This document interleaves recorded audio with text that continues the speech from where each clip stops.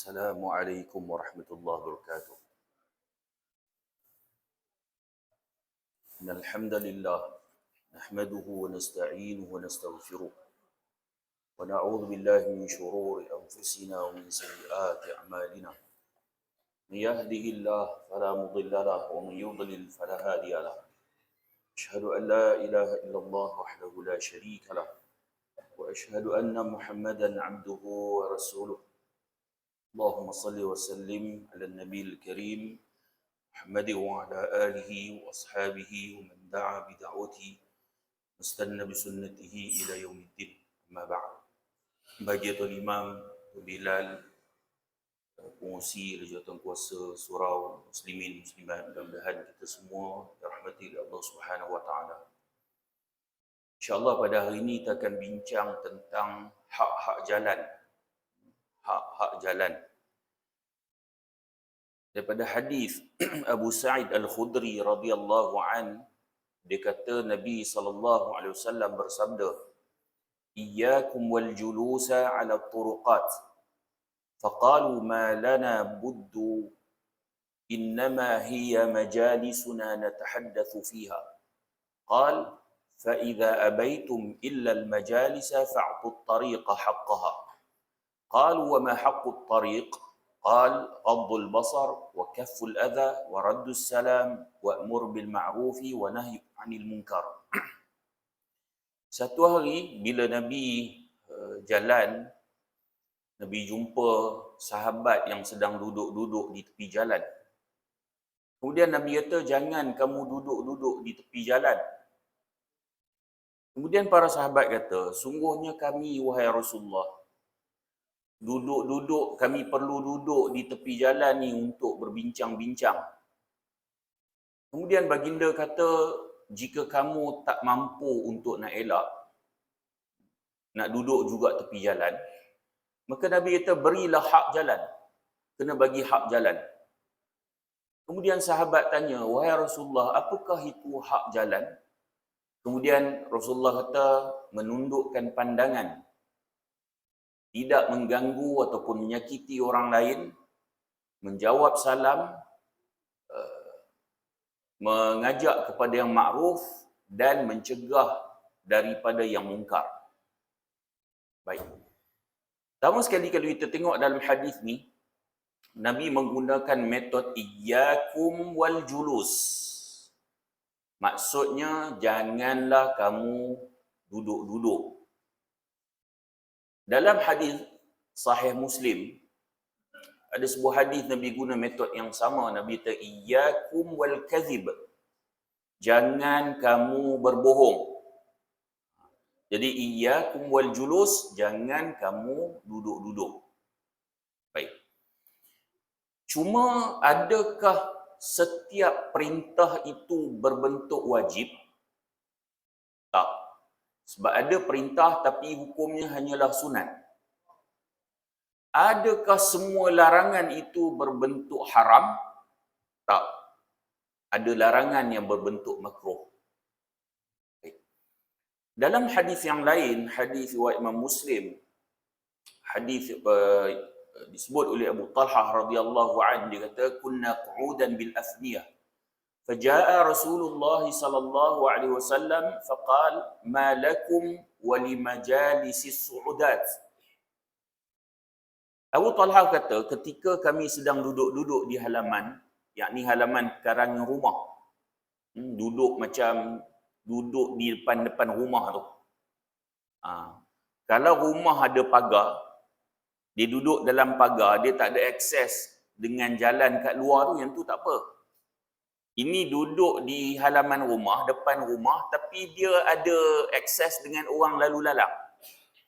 Buat kursi tempat duduk ke, ada gazebo ke, saja melepak tepi jalan yang orang ada lalu lalang.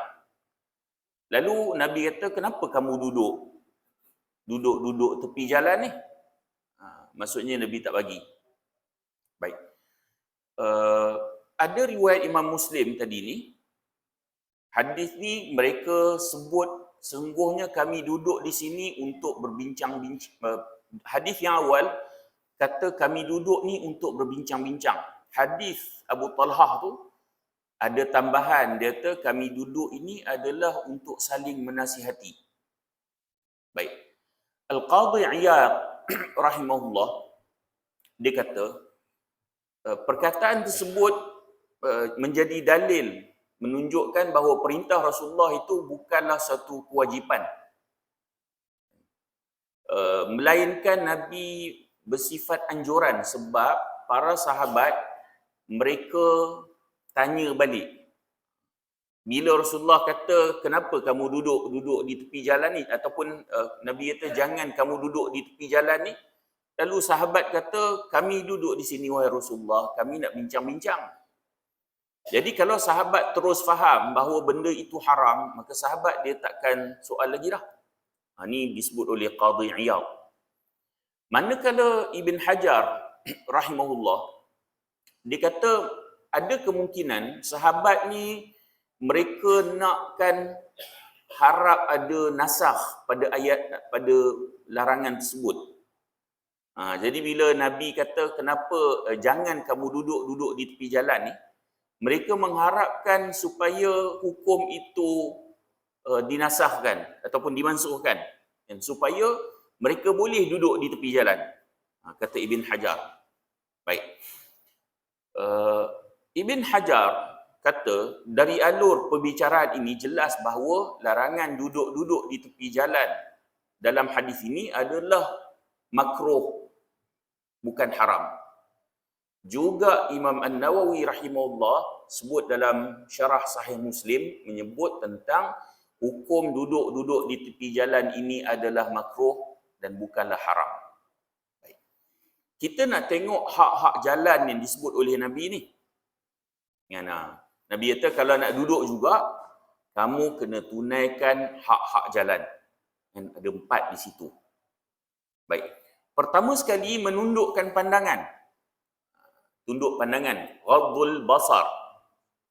Hadis pada Ibn Jarir bin Abdullah قال سألت رسول الله صلى الله عليه وسلم عن نظر الفجأة فأمرني أن أصرف بصري. Hadis Sahih Muslim. Daripada Jarir bin Abdullah, dia kata aku bertanya pada Rasulullah mengenai penglihatan yang tidak disengaja. Maka baginda memerintahkan aku supaya memalingkan penglihatanku. Maksudnya kalau tertengok aurat, maka Nabi suruh palingkan penglihatan. Nabi suruh paling penglihatan. Okey. Maknanya kalau pandang secara tidak sengaja itu tidak berdosa. Tambah zaman sekarang kan, majoriti tak menutup aurat lah. Kalau nak tunduk tengok jalan tu lagi kena langgar pula. Kan? Jadi kita pun tengok di hadapan, bukan fokus lah. Kan? Kalau tertengok yang aurat tu, tengoklah tempat lain pula. Okey? Baik. Dalam hadis yang lain, Nabi pernah sebut pada Sayyidina Ali radhiyallahu anhu, ya Ali, la tutbi'un nadratan nadrata fa inna lakal ula wa laysat lakal akhirah. Hadis riwayat Imam Ahmad. Nabi kata pada Sayyidina Ali, wahai Ali, jangan kamu iringi pandangan dengan pandangan yang lain. Dibolehkan hanya bagimu pandangan yang pertama, sementara yang kedua tidak boleh. Okey? Baik, maksudnya kalau terpandang, pandangan yang pertama itu saja yang boleh. Maka yang kedua tak boleh. Ada orang dia salah faham hadis ni. Ada orang pula dia faham tapi dia buat main-main. Dia kata, Ustaz, kalau tak boleh, kalau boleh yang pertama, yang kedua tak boleh, dia tahap pertama tu bagi lama sikit tengok. Kan? Pernah dengar kan? Pertama tu dia kata bagi tengok lama sikit, yang tu boleh. Okey. Baik. Kalau dia salah faham tentang hadis tu, boleh gagah lagi lah dia masuk dalam bab orang jahil. Tapi kalau dia buat main-main dengan hukum, maka berbahaya kepada akidah dia. Sebab benda tu haram bila dia kata macam tu seolah-olah dia menghalalkan perbuatan haram tersebut. Dia ada beza kita buat dosa dengan kita menghalalkan dosa yang haram tersebut. Dia ada beza. Contoh, kalau orang tanya engkau ni kenapa tak salat ni? Salat maghrib kenapa tak salat? Aku tak tahulah, aku kebelakangan ni rasa malas nak salat. Dia dosa besar. Dia dosa besar. Tapi kalau kita kata engkau ni kenapa tak salat? Dia kata salat ni bukan wajib. Yang tu berbahaya pada akidah dia. So beza orang yang tak salat, dia tahu benda tu wajib, dan orang yang tak salat, dia kata yang wajib itu tidak wajib. Beza. So sama juga bila dia tahu bahawa melihat yang bila pandang lama tu adalah haram, dia buat main-main pula. Dia kata kalau macam tu boleh tengok lama, kan? Yang kedua kali baru tak boleh. Dia main-main. Dia main-main dengan agama. Saya pernah dengar ada orang, dia tu Ustaz, kita ni kalau nak buat jahat ni, kan? Nak buat jahat ni, buat jahat sungguh-sungguh, esok ke akhirat malaikat punya marah, dia baling kita kuat-kuat sampai terlepas neraka, termasuk dalam syurga. Buat main-main macam tu. Tuan-tuan, jangan buat main-main dengan agama. Kau nak buat lawak, kau cari tajuk lain. Tajuk tapir ke, biawak ke, kan? Cari tajuk tu. Jangan buat agama ini menjadi bahan gurauan. Okey? Baik. Maknanya, pandangan yang pertama itu adalah pandangan yang tidak disengajakan. Kan? Lalu depan tak sengaja, kemudian dia pandang. Adapun berlama-lamaan, itu termasuk dalam pandangan yang kedua. Kan? Okey. Baik. Ibn Hajar rahimahullah dia kata, maka Nabi menyebutkan ghaddul basar, yakni menundukkan pandangan untuk mengisyaratkan keselamatan daripada fitnah lalunya para wanita maupun yang lainnya. Dia kata tujuan tundukkan pandangan tu supaya nanti jangan orang duduk tepi jalan, perempuan lalu dia duduk tengok mata. Kan? Perempuan lalu duduk tengok je. Kan? Ibn Hajar sebut macam tu. Jadi Nabi tak bagi duduk tepi jalan, takut benda tu berlaku. Jadi tuan-tuan, Ibn Hajar sebut macam tu. Takut-takut nanti kalau perempuan lalu pakat duduk tengok belaka. Dan memang itu penyakit lelaki pun. Kan? Penyakit lelaki memang macam tu lah, dia kira nak tengok. Kan? Dia kira nak tengok. Lelaki ni dia banyak dosa apa? Mata. Kan? Perempuan dia banyak dosa mulut dengan jari lah sekarang ni.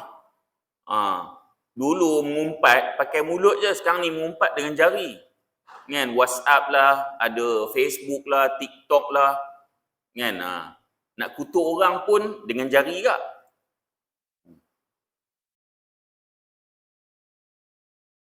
Tuan-tuan, saya adalah buka yang baru-baru ni, abang Tesla ke apa kan. Buka tengok komen tu. Sebab dulu tengok komen Samsul. Ni komen abang Tesla pula. Majoriti hak duk komen tu perempuan. Ni hak komen-komen macam tak ada agama tu, kebanyakannya adalah perempuan. Komen punyalah teruk. Saya buka lah 2-3 profil. Nak tahu juga komen macam tak ada agama ni, siapakah tuan empunya gerangan dirinya? Sampai meracau-racau ni. Buka-buka profil tu, 2-3 orang ni makcik-makcik tua ni, hak nenek-nenek ni. Banyak sungguh masa dia nak komen tu. Kan? Dah habis solat subuh, kemudian sarapan pun dah, tak tahu nak buat apa, kemas rumah pun dah, buka lah Facebook, tengok abang Tesla, apa ni, nikah lagi. Komen macam tak ada agama. Abang Tesla tu elok je bawa bini dia orang pergi Turki, pergi umrah, yang kau meracau ni kenapa? Kenapa? Kita ni tuan-tuan, dosa hak kita, diri kita sendiri tu dah banyak sangat dah. Jangan duk buat dosa dengan orang hak tak ada kena-mengena dengan kita langsung. Itu kira dosa percuma betul lah. Jadi perempuan dia banyak dosa yang tu lah. Lelaki, mata. Perempuan lalu, dia nak tengok. Baik. Kemudian, beliau juga melanjutkan, dia kata dalam hal ini terdapat dalil bagi yang berpandangan bahawa ia adalah saddu dhara'i. Saddu dhara'i ni, dia kata juga merupakan bentuk keutamaan, bukan satu kewajipan. Kerana awal hadis ni Nabi larang duduk-duduk, kemudian Nabi bagi option kalau nak duduk situ. Ini bermakna ia bukanlah haram, ia adalah makruh. Dia kata ia hanyalah saddu dhara'i. Saddu dhara'i ni dia nak tutup pintu supaya jangan berlaku lebih teruk lagi. Contoh dalam Al-Quran, bila Allah sebut wala taqrabuz zina, dan jangan kamu hampiri zina. Ayat ni bukan Allah sebut wala tazni, dan jangan kamu berzina. Allah sebut jangan hampiri zina. Zina tu dah jelas haram. So apa saja perbuatan yang menghampiri zina, dia boleh menjadi haram. Okey? Sebab zina ni sendiri, ia berlaku, dia ada mukaddimah, dia ada step-step dia. Tak ada orang lelaki dia keluar tepi jalan tertengok perempuan terzina, tak ada. Dia mesti ada step-step dia tu. So zina ni dia ada mukaddimah dia. Dia ada pendahuluan dia, jumpa dulu, kenal-kenal dulu, kemudian baru berzina. So untuk nak menyekat daripada berlaku zina, Allah sebut jangan hampiri zina. So apa saja yang boleh menghampiri zina itu disekat. Itu disebut sebagai saddu dhara'i. Jadi dalam hadis ini Nabi tak bagi duduk di tepi jalan tu, antaranya Nabi takut tengok perempuan lalu, menyakiti orang. Jadi Nabi tutup pintu tersebut dan Nabi kata jangan duduk di tepi jalan. Okey? Baik. Tentang menundukkan pandangan, Allah Subhanahu wa taala berfirman, "Qul lil mu'minina yaghuddu min absarihim wa yahfadhu furujahum, dzalika azka lahum. Innallaha khabirum bima yasna'un. Wa qul lil mu'minati yaghuddna min absarihinna wa yahfadhna furujahun." Ila akhir ayat. Allah berfirman, katakanlah kepada orang lelaki yang beriman, hendaklah mereka menahan pandangannya dan memelihara kemaluannya. Yang demikian itu adalah lebih suci bagi mereka. Sesungguhnya Allah Maha mengetahui apa yang mereka perbuat. Dan katakanlah kepada wanita beriman, hendaklah mereka menahan pandangannya dan memelihara kemaluannya. Baik. Dalam ayat ni, Allah suruh tahan pandangan. Okey. Bila Allah suruh tahan pandangan tu, Allah perintahkan siapa dulu? Laki dulu ke perempuan dulu? Laki dulu. Kemudian baru datang suruh perempuan tahan pandangan. Al-Quran, dia datang tu, laki dulu ke perempuan dulu ke, semua ada sebab, bukan saja-saja. Kenapa Allah datangkan laki dulu? Ini perbincangan para ulama lah, kan? Ulama tafsir.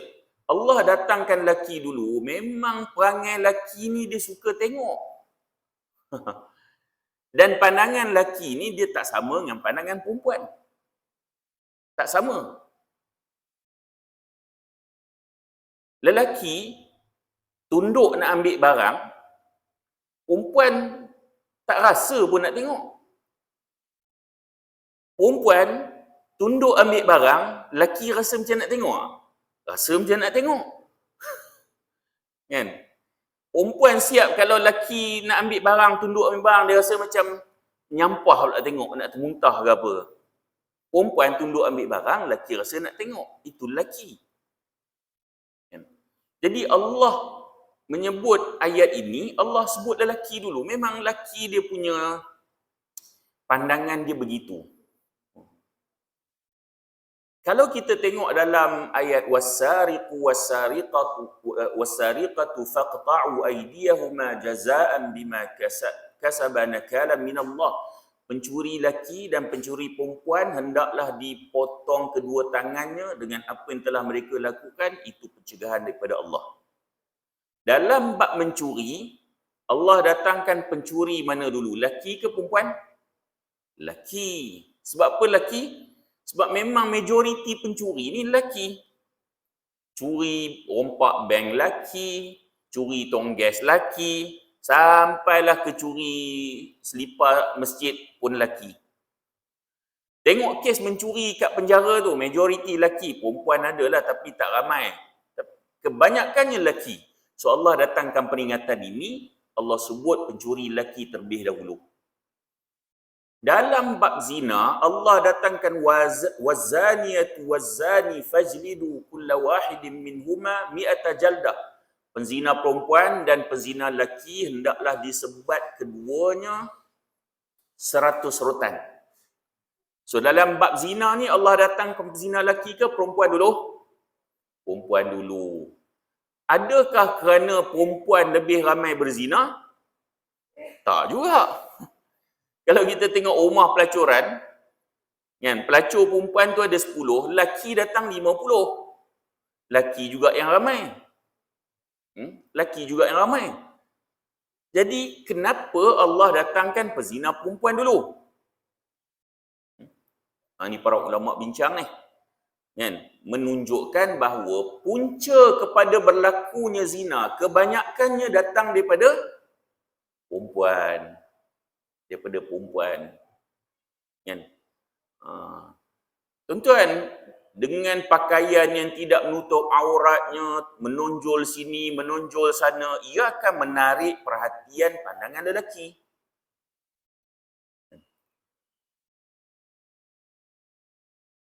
Baik. Tuan-tuan, kadang perempuan di zaman ini, lelaki tengok buat apa?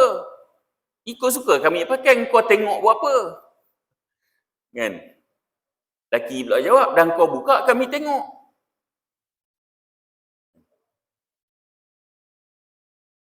Benda ni yang tu yang kita sebut saddu dzara'i tu. Tutup pintu tersebut supaya jangan jadi lebih besar. Lelaki ni dia ada kekuatan pada pandangan dia. Dia ada machine scanner, kan? Dalam kepala otak dia. Kalau pakai tak tutup aurat, dia boleh scan, kan? 38, 32, 38 dia boleh scan. Tu baru sebut saiz. Itu lelaki.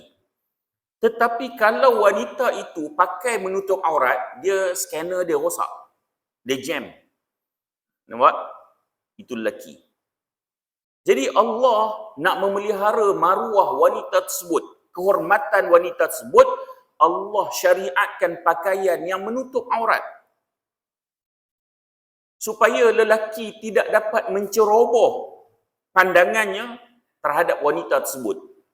Cantik pakaian menutup aurat ni. Sehingga lelaki dia tak boleh nak scan. Dan begitulah pandangan lelaki. Saya dah buat perbandingan dulu kan kat sini. Saya kata seorang perempuan yang bertudung kemudian pakai baju kurung yang longgar dan tebal tapi tak pakai tudung. Seorang perempuan lagi, dia pakai tudung tapi pakai baju dan seluar yang ketat. Nafsu tuan-tuan nak tengok yang mana? Had pakai tudung ke had tak pakai tudung?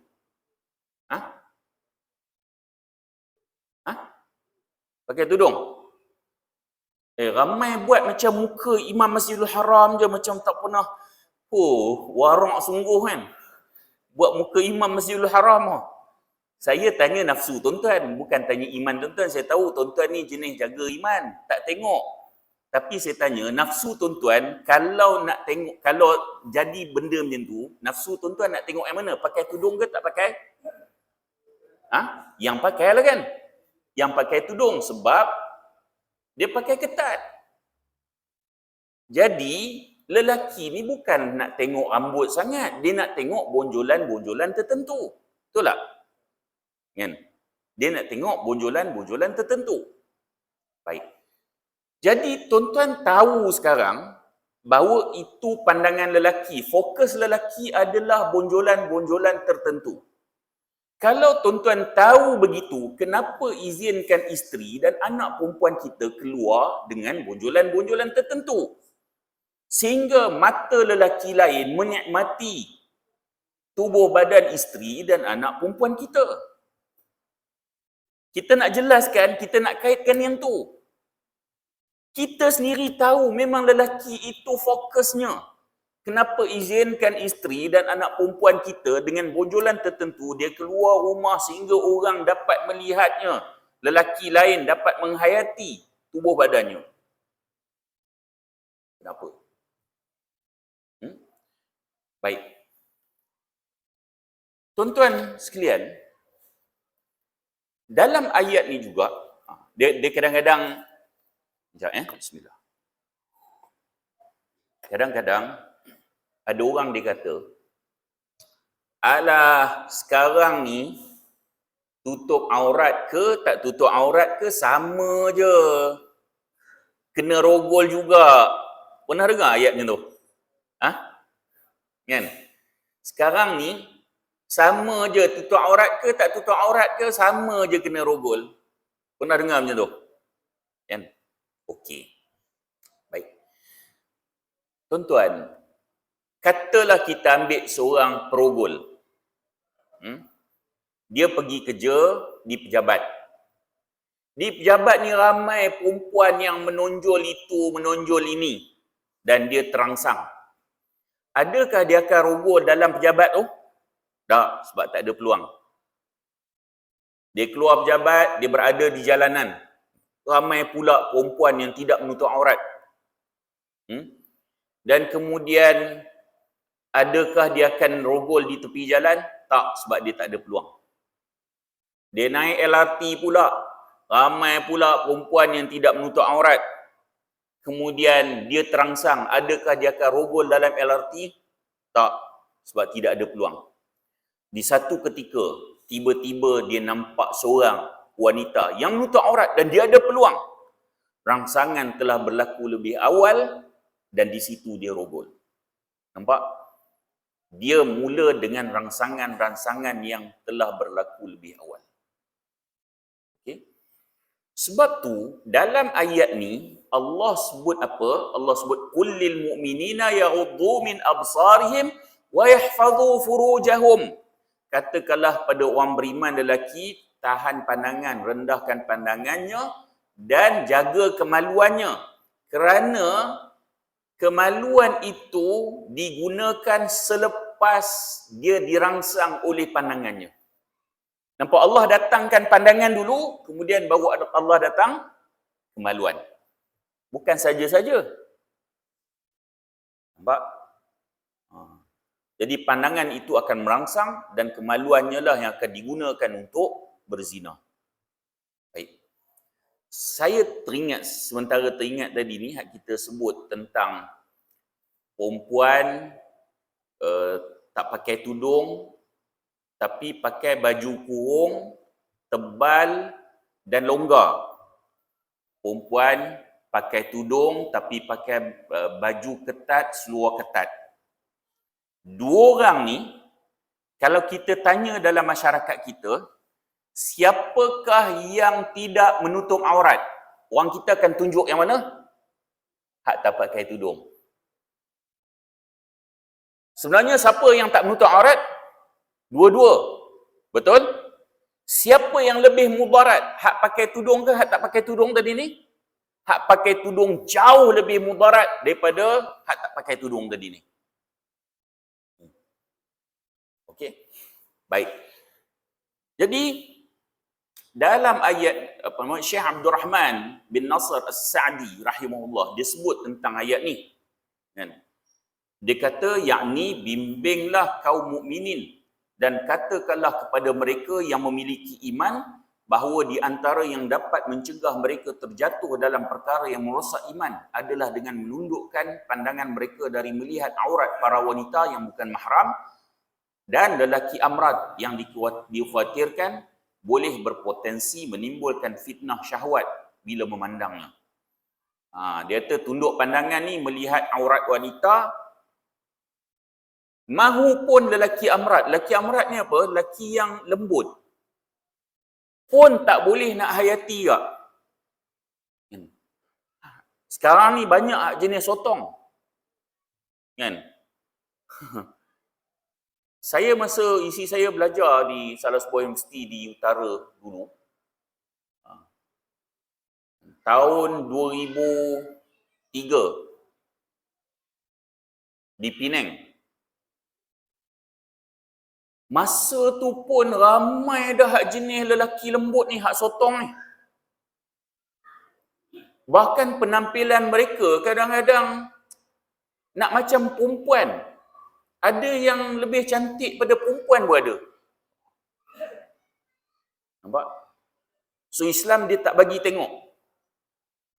Takut-takut dia khawatiri akan terjebak dengan syahwat terhadap mereka. Jangan main-main tuan-tuan. Ada banyak kes rumah tangga runtuh kerana sebab-sebab macam ni. Kan? Jangan. Dah kahwin, barulah tahu suami tu dia tak ada nafsu dengan perempuan. Dia gay. Minat sesama jantan ni. Ada kes-kes perceraian berlaku. Jangan main. Tuan-tuan tengok dalam TikTok ke apa ke, kadang-kadang hak jenis-jenis yang lelaki lembut ni, yang tengok sungguh-sungguh. Kita tahu, kau tengok apa tu? Aku tengok jantan. Jantan apa tu? Kan? Sebab kan ramai sekarang, dia dah seolah-olah normalisasi. Ni penyakit ni. Normalisasi lelaki menyerupai perempuan, perempuan menyerupai lelaki. Kadang-kadang dibuat lawak pula. Masuk lawak lah apa semua, pakai macam pakai tudung, buat ni. Kita rasa macam okey benda tu. Sedangkan Nabi menyebut tentang Allah melaknat wanita yang menyerupai lelaki dan lelaki menyerupai wanita. Allah laknat. Jadi golongan macam ni pun tak boleh nak tengok, nak hayati. Baik. Kalaulah kita dah tertengok aurat wanita, kemudian ada rasa pula nak buat macam mana?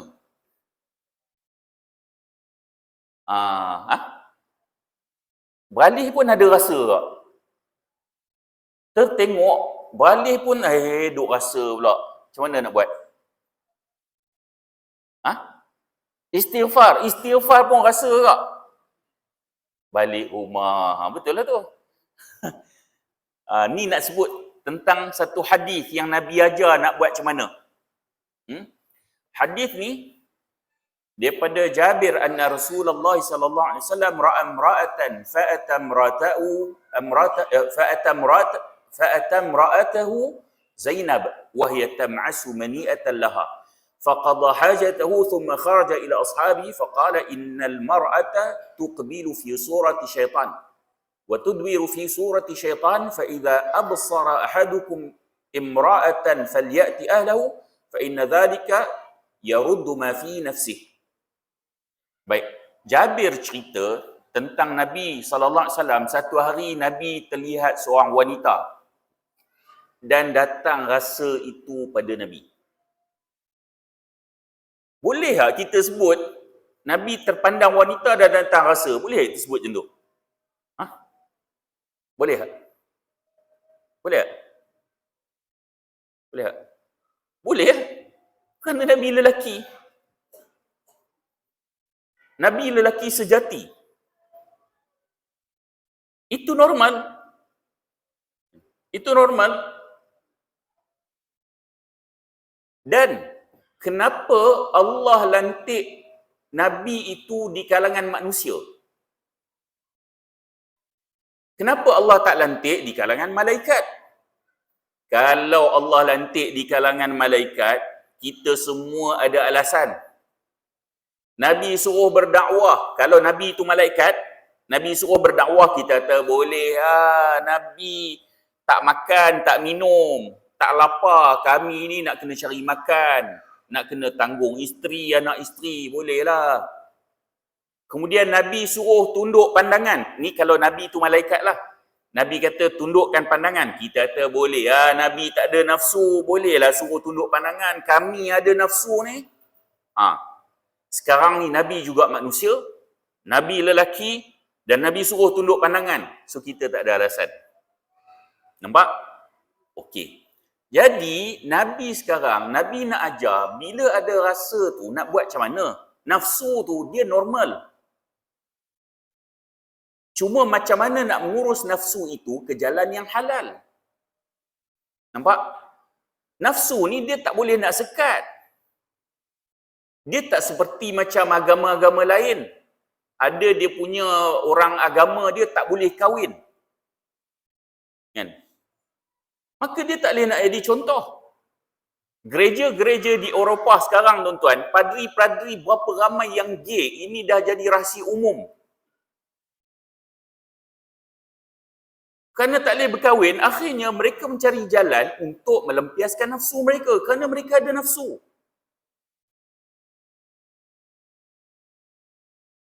Baik. Jadi, bila terlihat dan datang rasa, Nabi ajar nak buat macam mana? Nabi ajar nak buat macam mana? Maka, Nabi pun pergi pada ketika tu giliran Zainab. Dan dalam hadis ni sebut, Nabi pergi ke rumah Zainab dan pada ketika itu Zainab sedang menyamak kulit. Tengah buat apa pun kena layan suami. Tu ada hadis yang Nabi sebut tentang kalau isteri duduk di belakang unta pun kena tunaikan hasrat suami. Kan? Baik. Dia Nabi sebut tuan-tuan benda ni sebab dia ada sebabnya. Kan? Allah yang jadikan lelaki, Allah jadikan perempuan, Allah Maha tahu lelaki dan perempuan ni macam mana. Baik.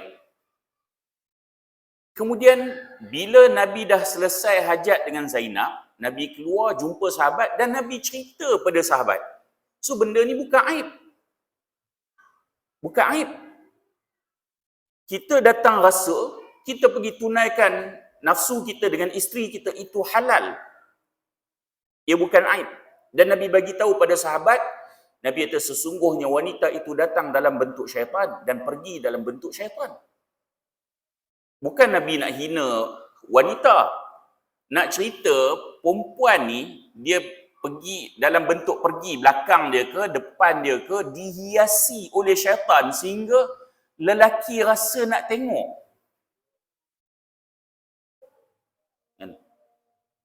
Syaitan akan menghiasi. Akan nampak cantik je, keluar tu nampak, hak tua pun nampak macam nak cantik juga. Sebab benda haram, syaitan dihiasi. Dan hak kita tengok tu, kadang-kadang bini kita jauh lebih cantik pada dia. Tapi syaitan hiasi supaya kita tengok. Itu yang Nabi sebut, wanita ni, dia pergi, datang dan pergi dalam bentuk syaitan. Syaitan yang menghiasi supaya lelaki dia rasa nak tengok. Ini Nabi sebut. Jika salah seorang kamu melihat seorang wanita, maka hendaklah dia mendatangi isterinya. Azan dulu ke? Terus.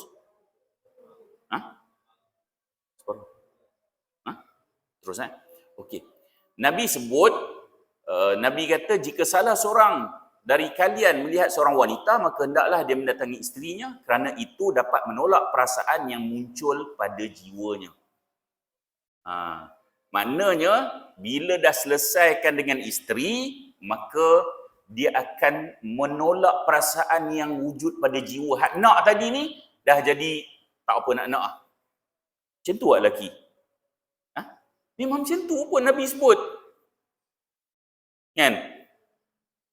Lelaki ni, saya ada baca satu kajian. Air mani dia penuh dalam masa 3 ataupun 4 hari. Saya tak ingat kajian tu. Tapi memang lelaki, kalau tengok hadis ni, memang begitu. Dia gejolak kehendak dia tu, bila isteri dah selesaikan dengan isteri dia, dia akan rendah kehendak dia tu. So dia keluar rumah tu dalam keadaan dia rendah kehendak. Apa dia? Aman rasa. Selepas 3-4 hari, kehendak dia tu akan meningkat. Betul? Kemudian isteri dia perlu bijak, dia selesaikan dengan suami dia supaya suami dia keluar dengan kehendak yang rendah. Okey. Tuan-tuan nak praktikkan hadis yang Nabi ajar ni. Tambah zaman Nabi tu, Nabi terpandang tu, zaman tu perempuan tak adalah macam sekarang. Kita ni keluar rumah tu, Allahu Rabbi, macam-macam perhiasan yang ada. Kita tahu, terpandang astagfirullah. Berapa banyak nak astagfirullah? Keluar sana tu. Kita tengok astagfirullah, balik kanan, astagfirullah balik, alhamdulillah. Dalam keadaan masyarakat yang memang macam tu. So apabila ada datang rasa tu, kita balik nak tunai dengan isteri pula tak nak macam. Tambah yang dah berumur ni, balik nak dekat dengan isteri, segatal lah, dah tua-tua gatal. Lelaki ni, lebih 60 pun, dia ada kehendak lagi. Betul tak? Siapa lebih 60? Betul tak? Ada kehendak? Tu normal lah tu. Ada kehendak? Ada kan? Ada. Perempuan lepas 60 ni tawar sangat dah. Jadi kalau kita nak praktik hadis ni, balik rumah dekat dengan isteri, kita dah ada rasa kat luar tu, gatal lah abang ni tak malu, cucu dah ada berapa orang dah. Macam. Macam. Nak praktik hadis ni? Nak menikah lagi, dia meracau pula, meroyan. Nak buat macam mana? Ustazah pun cerita dia tak rela suami dia berkahwin lagi, poligami. Kerana dia tak boleh nak kontrol emosi dia, dia akan tersasar lah apa semua. Ustazah pun cakap macam tu. Jadi orang awam macam mana? Itulah yang kadang-kadang kes datuk rogol cucu lah, berlaku benda-benda macam tu. Puasa banyak. Waktu bulan Ramadan pun duk tengok merata kat bazar Ramadan tu. Puasa pun tak sungguh-sungguh puasa. Kan? Dia puasa siang, malam tak puasa. Kan? Malam tak puasa. Okey. Itulah yang kita kena sebut, sebab masyarakat kita akan rosak apabila tidak memahami apa yang digaris pandukan oleh syarak. Okey. 1. Yang 3 lagi ni saya cepatkan. Sebab Nabi kata kalau nak duduk tepi jalan, boleh dengan syarat kena jaga hak-hak jalan yang 4 ni. Pertama tadi, rendahkan pandangan.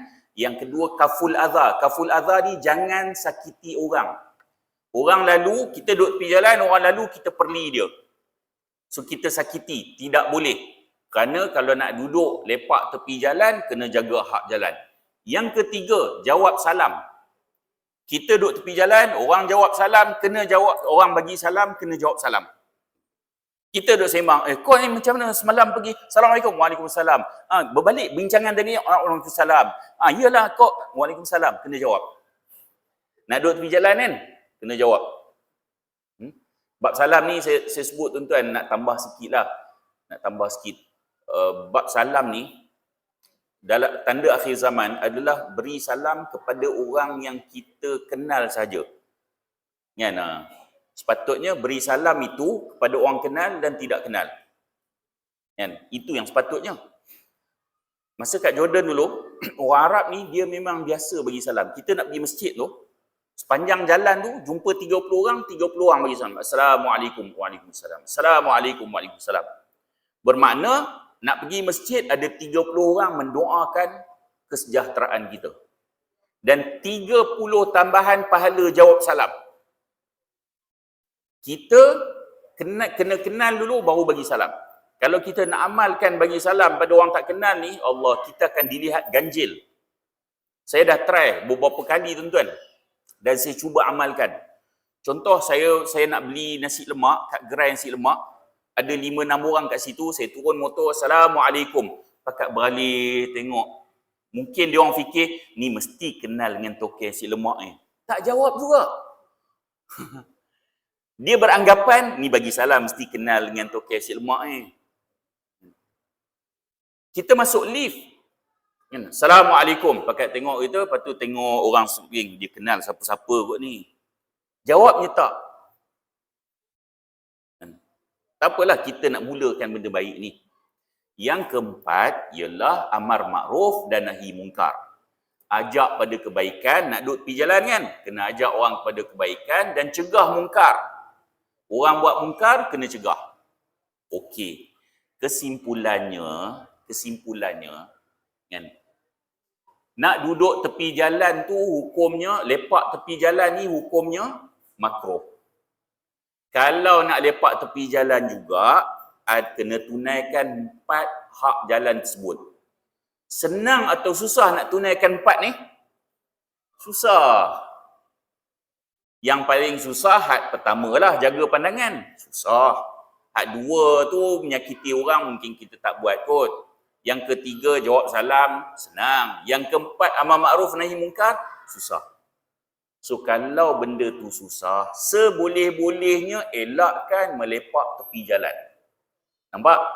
Tu yang kita sebut saddu dhara'i tu. Nabi bukan tak bagi duduk, tapi kena tunaikan 4 hak jalan tu. Nak tunaikan bukanlah senang. So, seboleh-bolehnya elak daripada kita duduk melepak tepi jalan, dikhawatiri kita tak mampu untuk nak tunaikan hak-hak jalan tersebut. Sekadar itu, mudah-mudahan pertemuan kita ada manfaat. Kalau terkasar bahasa, mohon maaf. Dan saya sudahi dengan aqulu qawli hadha wa astaghfirullahal azim li wa lakum. Assalamualaikum warahmatullahi wabarakatuh.